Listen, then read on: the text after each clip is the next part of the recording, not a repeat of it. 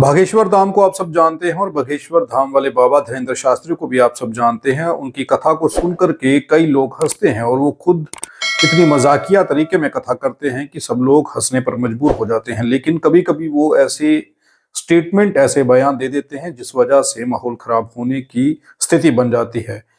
इन दिनों में एक स्टेटमेंट बागेश्वर धाम वाले धीरेंद्र शास्त्री ने फिर दिया है। वो स्टेटमेंट की वजह से पंजाब का माहौल गर्मा गया है। पंजाब के लोगों को उस स्टेटमेंट को सुनने के बाद उनका गुस्सा जो है वो सातवें आसमान पर है और सिख समुदाय का खास करके गुस्सा देखने को मिल रहा है और उस स्टेटमेंट का विरोध भी किया जा रहा है। उस स्टेटमेंट क्या है, पहले ये सुन लीजिए।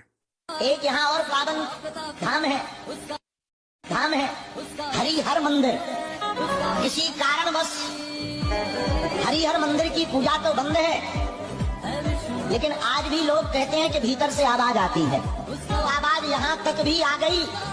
अब तो हम कहेंगे जल्दी से जल्दी उस मंदिर की पूजा भी प्रारंभ हो जानी चाहिए। जब अयोध्या में राम जी बैठ गए, काशी में नंदी भगवान निकल आए ओड़त भय, तब हरिहर मंदिर में भी अभिषेक और रुद्राभिषेक हो जाना चाहिए। तो आपने सुना बागेश्वर धाम वाले धीरेंद्र शास्त्री ने आखिर क्या कहा। ये स्टेटमेंट के बाद ही तो माहौल गर्म हुआ है और पंजाब में इस स्टेटमेंट के बाद बरजिंदर सिंह परवाना ने एक स्टेटमेंट दिया है। उस स्टेटमेंट को भी जरा सुन लीजिए। ओ बगेश्वर वाले बाबे, आज नोट कर ले, तेरी पुठी गिनती शुरू हो गई है। टकरांगे तेनू भी, भावे कितना तेनू गड्डी चढ़ाइए, चढ़ावांगे जरूर तेनू। आ ते सही, तू आ ते सही, तू आते सही, मुंह ते कर हरमंदर साहब नु। मैं अपने प्यो दा पुੱਤ नहीं, ओए अमृतसर हरमंदर साहब च वड़ना दूर दी गल। ओ बगेश्वर धाम वाले बाबिया, जे तेनू पंजाबी समझ आउंदी है, मैं कहना तू अमृतसर साहब वड़ के विखा दे। चल छੱਡ अमृतसर साहब, तू पंजाब वड़ के विखा दे। हरमंदर उठे वड़ना इन्हां ने। परवाना ने ये क्यों कहा हम नहीं जानते, लेकिन धीरेंद्र शास्त्री ने जो कहा उसके ऊपर जब हमने सर्च किया तो कुछ एक चैनलों ने कुछ यूट्यूब वीडियो अपलोड हुए थे जिसमें ये कहा गया था कि ये स्टेटमेंट धीरेंद्र शास्त्री ने तब दिया था, बागेश्वर धाम वाले बाबा धीरेंद्र शास्त्री ने तब दिया था जब धीरेंद्र शास्त्री जी ने दरबार साहिब हरमंदर साहिब के लिए बिल्कुल भी कोई भी बयान नहीं दिया है।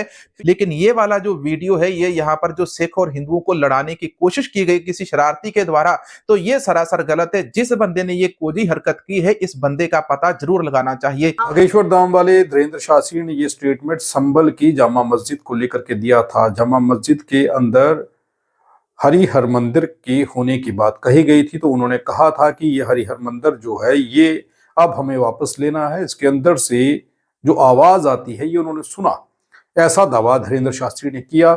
और ये 1 मिनट का वीडियो वायरल हुआ, जिस वीडियो के वायरल होने के बाद हरि मंदिर को हरमंदर साहब के साथ जोड़ करके देखा जाने लगा।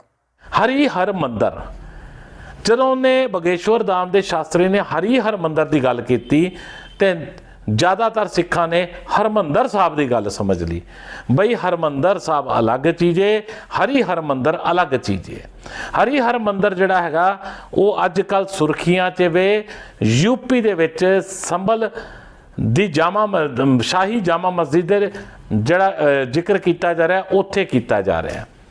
तो धीरेंद्र शास्त्री का स्टेटमेंट क्या था, उन्होंने ये क्यों कहा था, ये जो न्यूज़ पोर्टल्स को देखने के बाद या फिर जो यूट्यूब को खंगालने के बाद पता चला, वो ये था कि ये संभल की जामा मस्जिद को लेकर के स्टेटमेंट दिया गया था, हरमंदर साहिब को लेकर के ये स्टेटमेंट नहीं दिया गया है, ये कहा गया है। लेकिन बरजिंदर सिंह परवाना जो हैं, इन्होंने चैलेंज कर दिया है धीरेंद्र शास्त्री को। उन्होंने कह दिया कि धीरेंद्र शास्त्री की अब खैर नहीं, धीरेंद्र शास्त्री की उल्टी गिनती शुरू हो चुकी है।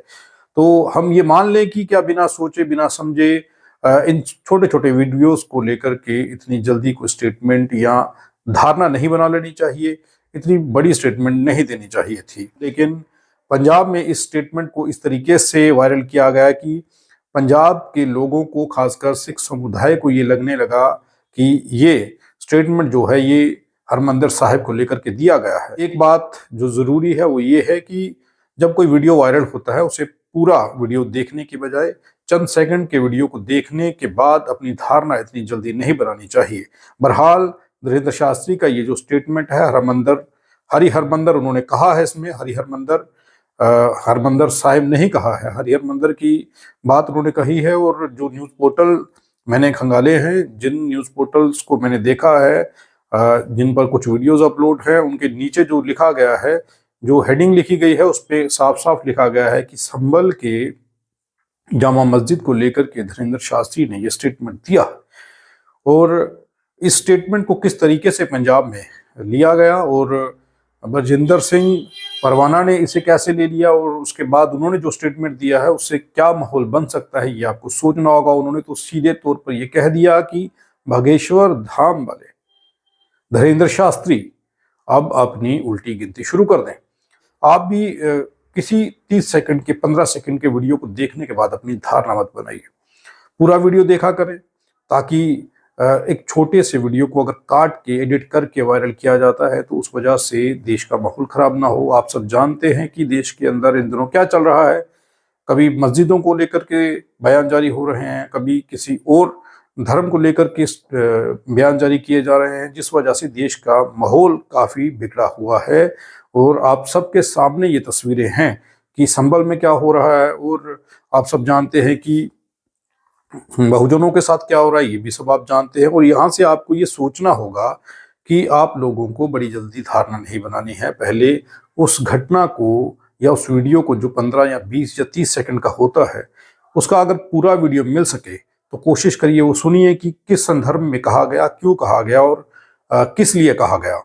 बिना सोचे समझे किसी भी छोटे से वीडियो को सुन करके आप अपनी धारणा मत बनाइए।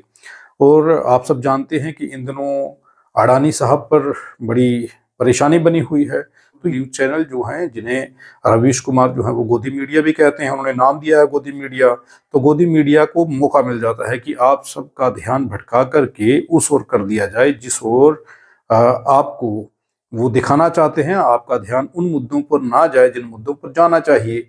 आखिर देश पे कितना कर्जा चढ़ गया, देश के हालात इन दिनों क्या हैं, देश के अंदर भुखमरी की कागार कितनी बड़ी है, और कितने बच्चे जो हैं वो कुपोषित हुए हैं, और स्कूलों में शिक्षा जो दी जा रही है वो किस प्रकार निचले स्तर पर चली गई है, कितने सरकारी स्कूल बंद हो गए हैं।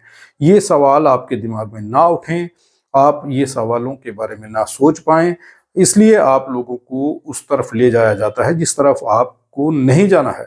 और किसी भी छोटे से चंद सेकंड के वीडियो को देख करके अपनी धारणा मत बनाइए।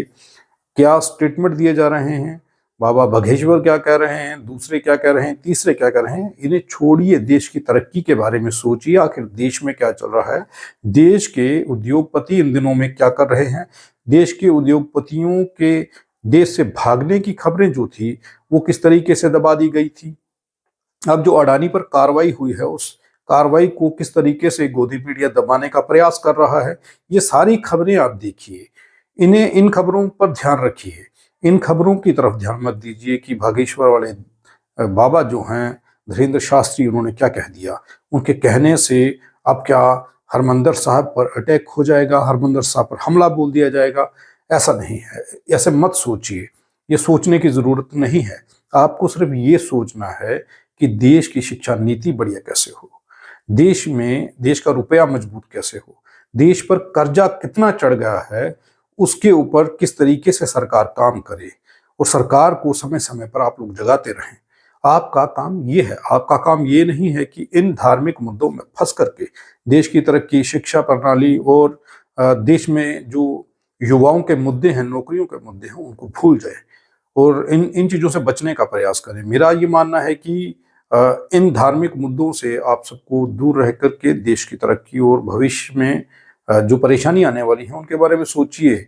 और ये वीडियो अभी तक जो हमारे पास जानकारी है उसमें ये पाया गया है कि धीरेन्द्र शास्त्री का जो ये स्टेटमेंट है ये संभल की जामा मस्जिद के रिगार्डिंग था। उनका स्टेटमेंट हरमंदर साहिब के बारे में नहीं था। हम किसी भी प्रकार का कोई विज्ञापन नहीं लेते हैं, हम आज़ाद पत्रकारिता करते हैं। अगर आप चाहते हैं कि आज़ाद पत्रकारिता जिंदा रहे तो RTI इंडिया न्यूज़ का आर्थिक सहयोग करें।